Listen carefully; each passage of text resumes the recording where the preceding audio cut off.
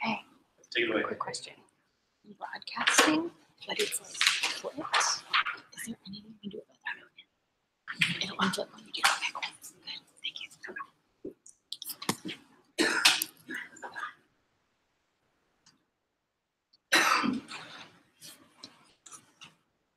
Hello, everyone. How's everyone doing today? Good, yeah. A lot of great projects here. I heard this is my second time here, so looking forward to also learning more about all the projects after my presentation.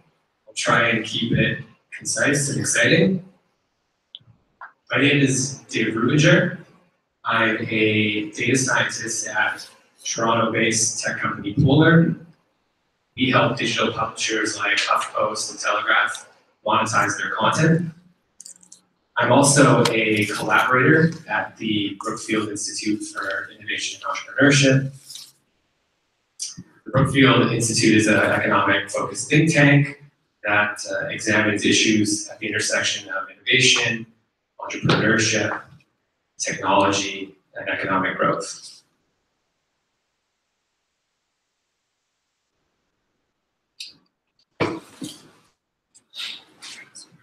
Okay, well, I'll continue. Tonight I'm going to present a recent report that the Brookfield Institute just released that I helped co-author. It's called Stacking Up, a Snapshot of Canada's Developer Talent.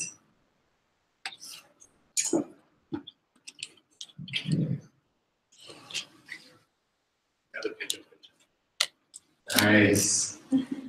That's me, that's my co-author there. This report is about better understanding software developers in Canada and comparing them against developers elsewhere.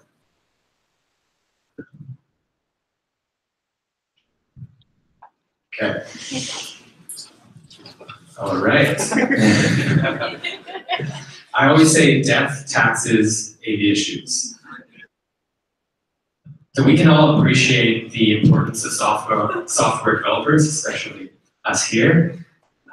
Their importance for the Canadian tech sector, for driving economic growth and innovation. But with traditional labor market data, we don't get a very current, detailed, comprehensive understanding of software developers, such as where they work, how much do they make, what educational background they have. So we wanted to get that granular and up-to-date data and insights, so we partnered with Stack Overflow. Show of hands, who's heard of Stack Overflow before? Okay. Who has used Stack Overflow in the past couple weeks? Who has Stack Overflow open in a tab in their web browser right now? Okay. For the two people that don't know what Stack Overflow is, they're an online community where developers go to ask coding questions and share their knowledge. We partnered with Stack Overflow. They gave us two main sources of data. One main source is annual developer survey data.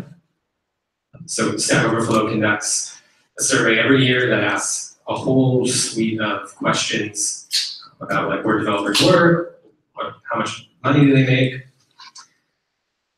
We also got web traffic data from Stack Overflow over the early part of 2017. And the strength of that data set is the geographic granularity of it. Before we hit some insights, I just want to highlight there's always data issues.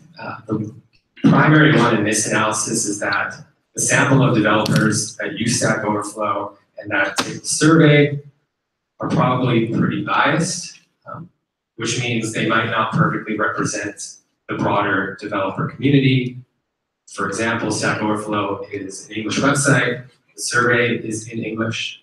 So you're going to, the results here are going to overrepresent English speakers, for example. So have that in the back of your mind. And let's get into some insights. All right.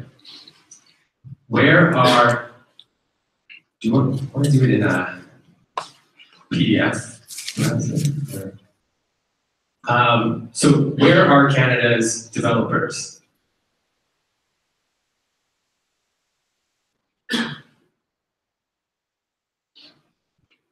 So Canada is a major source of developers globally.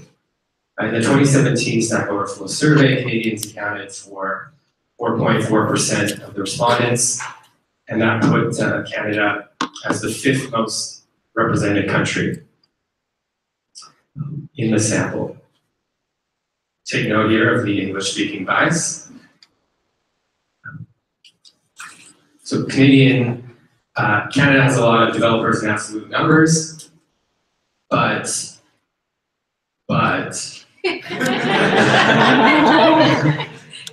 they also have a high national concentration of developers. And so this chart shows here the share of the survey respondents in Canada relative to their population. And Canada comes in at 8th out of about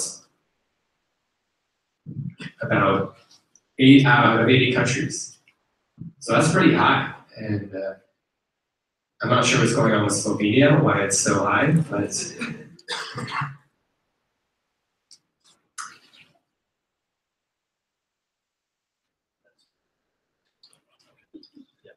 I can do that. All right, no worries.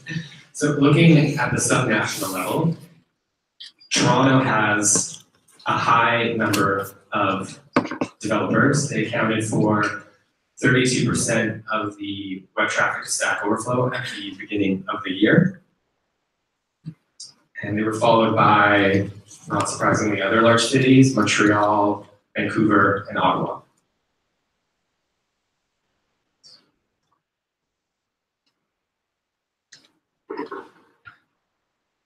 No worries.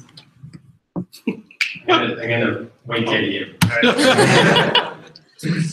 All right, so the largest cities have large share of developers, but they also have the highest concentration of developers. And actually, we don't need the shirts. They also have a high concentration of developers. This chart here compares the share of web traffic that a city has compared to its share of national employment. Again, Toronto is #1, and you have bigger cities like Ottawa and Montreal there. And Kitchener-Waterloo makes an appearance at 4th, which we all know is an important tech hub. Another interesting data point is that the 3 largest Canadian cities, Toronto, Vancouver, Montreal, even though they accounted for 38% of Canada's employment, they accounted for 62% of web traffic to Stack Overflow.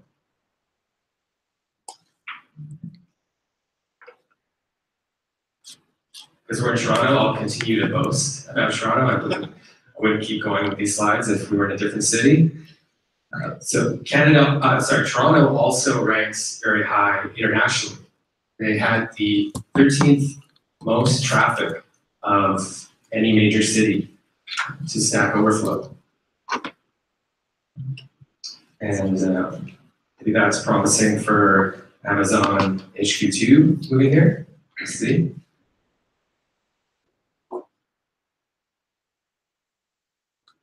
What do Canadian developers do for a living? They take on a wide variety of roles. Here are some of the roles that were listed in the survey. You can see they run the gamut. The largest by far was web developers at 72%, and they were followed by desktop application developers, mobile developers. Majority of Canadian respondents said they identified with more than one role. This previous distribution of roles in Canada isn't static across Canadian cities. Various Canadian cities have specializations in different roles. I've isolated just a few roles here. And what we're looking at are location quotients, which just compares how concentrated the role is within a city relative to how concentrated it is nationally. The higher the number, the more specialized the city is in it. One of the key takeaways is that Guelph and other Southern Ontario cities specialize strongly in embedded developers. Maybe that's left over from BlackBerry. Data scientists, machine learning specialists. Montreal also punched really high in Android mobile developers, and Halifax led the way with iOS mobile developers. Developers work with a large variety of languages. Here's just the top 10 that developers said they worked extensively with over the past year. JavaScript leads the way at 69%. 90% of the developers said they had worked with multiple languages over the past year, and half said they worked with 4 or more.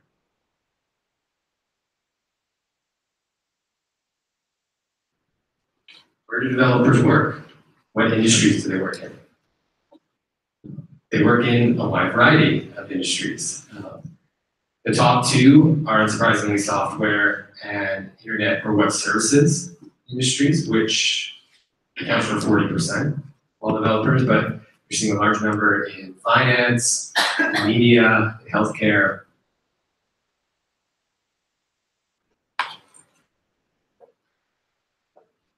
Let's look at how the distribution of developers among industries in Canada compares to the rest of the world.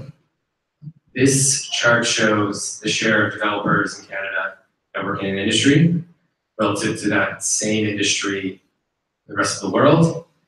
And one thing that jumps out at you is that Canadians are twice as likely to work in the gaming industry than international developers, and there's just lots of anecdotal evidence about how big and important the gaming industry is in Canada.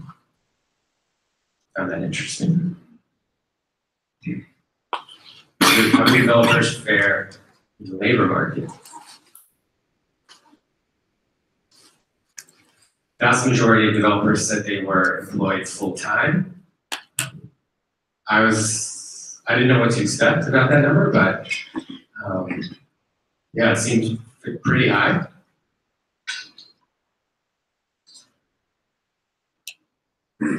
Here's a money slide. What do developers make? So Canadian developers earned a median salary of 70 grand, which when you compare it to the median salary in the rest of the economy, which is 45 grand about, it's quite high. We're still about 50 grand behind the US. So we rank, where do we rank here? We rank 9th in salary, and if you adjust for cost of living, we drop down to 12th, but still very high.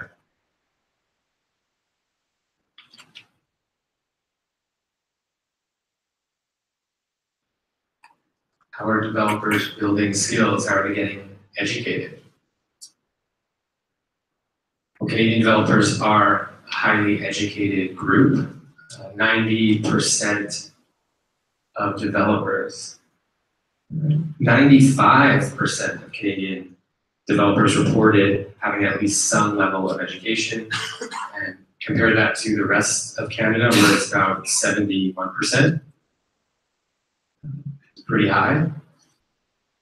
Despite that high level of formal education, Canadian developers rely a lot on informal modes of education. So just over 60% said they had been partially self-taught.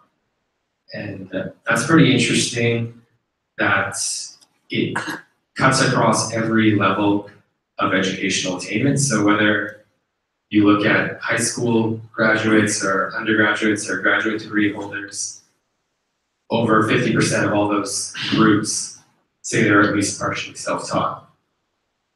A quarter say they're taking an online course, and many say they come to, I don't know what you call this, how do you, boot camp? No, not boot camp. Yeah, you have another corporate category next to your survey. Finally, we'll look at some demographic data on Canadian developers. So at a high level, Canadian developers lack a lot of gender, racial, and ethnic diversity, at least from this survey data. 88% of Canadian developers identified as male, 9% as female. Notwithstanding that, we did come in at 11th in terms of the proportion of females in the field, out of a sample of 65 countries. That ratio of males to females has decreased over the year, or the ratio, share of females has increased in the industry over the past few years. It was 17 to 1, 17 males to 1 female developer in the 2015 survey, and it's now at 10 to 1. Having said that, Stack Overflow said they had been making some concerted efforts to recruit more females to the survey this past year. And finally, the vast majority of developers in Canada identified as white or of European descent. Second and third most were East Asian and South Asian, which collectively accounted for 11%.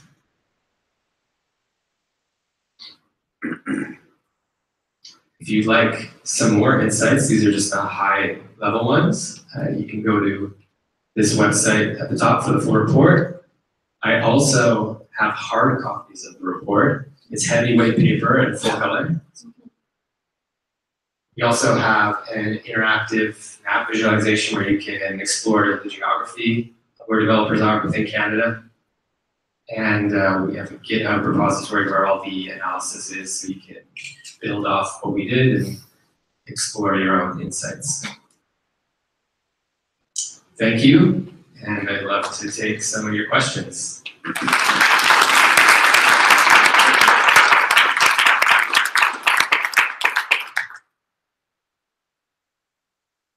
Yes. How many developers does it take to run a slide deck? Sorry, just kidding. What can we do to get more women? I'm shocked. That is a big question. I am not an expert in this, so Does someone else want to answer? Yeah. Is there any experts in this question? Sure. My sense of it is increasing a lot of opportunity, and but no, I can't expand that much on what we Is there can any do. explanation about why that? Patriarchy, Yeah. white supremacy. Yeah, I mean, I think it's a larger structural complex issue, and there's a lot of factors that go beyond just like who responded to the survey and that sort of thing. Did you say that they got more women to fill out the survey too, so it's even more worse than we think? Yeah, and they said in this 2017 survey that they had tried to recruit more. I'm not sure how they went about that, but yeah, probably this year's number is probably a little higher. I'm feeling a bit hopeful because we have two Maddies here tonight. So. Too bad. There's a question over there. Well, actually, historically, as more money, as programmers make more money. Thank you. Yeah. My question is why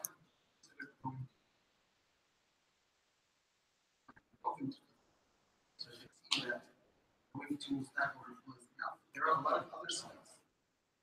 You know, there are a lot of developers who want to go there. A lot of things. There are also a lot of developers who are not on these sites. Not a lot of developers.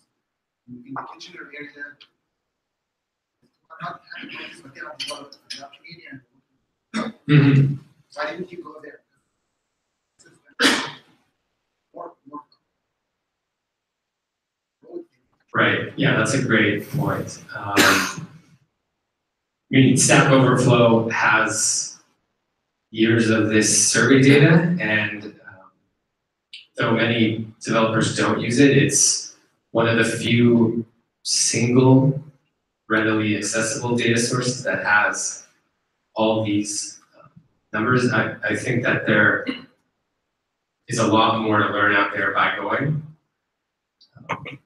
and tapping other data sources, but this was high value for low effort, if you will. Yeah, maybe just a quick supplement on that. I'm with Brookfield Institute as well. When we're looking at a bunch of potential data streams to answer exactly that question, it's surprisingly challenging to get granular information that's readily available on developer talent at different firms. That actually doesn't exist in our kind of market ecosystem today. We're looking at a few potential sources. So stay tuned. Maybe in the summer, if we're lucky, we'll have something like that on a few sources of that. But that's a very costly original research exercise, and recruiting firms for that can actually be challenging if they're focused on the right? Oh yeah. Doesn't have to be like you have office post. You can go to provincial governments. Yeah, so we inventory all that on a regular basis. It's not surprisingly not that granular. But we have the time to do that. I was wondering if you tackled age at all or found any data on age, because I've also heard anecdotally that software development is very young industry, and not young industry in that sense that the industry is young, but just that it is mostly young people, and a lot of people sort of move on after their 30s or 40s or something. Right. Yeah, I actually don't think that age was a question in the 2017 survey, which was kind of odd. There was years of experience. We explored that somewhere else in the report. We compared years of experience by gender. I think that's the one area where we looked at that variable, and we saw that men tended to have higher experience relative to females. Yeah, I think there's some other insight in there. So, but I can't remember off the top of my head. Now that you've collected all of this data, my question is, what's your next step with this data? Make a blog post about it. That's a good question. I'm excited to see what the results are of the 2020 survey, which is actually being conducted right now. If you go to Stack Overflow, you can take it. I think that would be the next step. Let's see how things change over 1 year. Follow-up question. The Brookfield Institute is mostly based on reports on innovation or fundraising out of this? They do a lot of work in 3 different pillars in research and analysis, and that's on innovation, the tech sector, digital literacy. They do pilot projects. I believe they're running a pilot project right now on digital literacy, and they do advocacy work for policies to enable more innovation and entrepreneurship in Canada. And I can fill you in on some more details afterward. Thank you, everyone, and thank you, David. Thank you, all right, round of applause.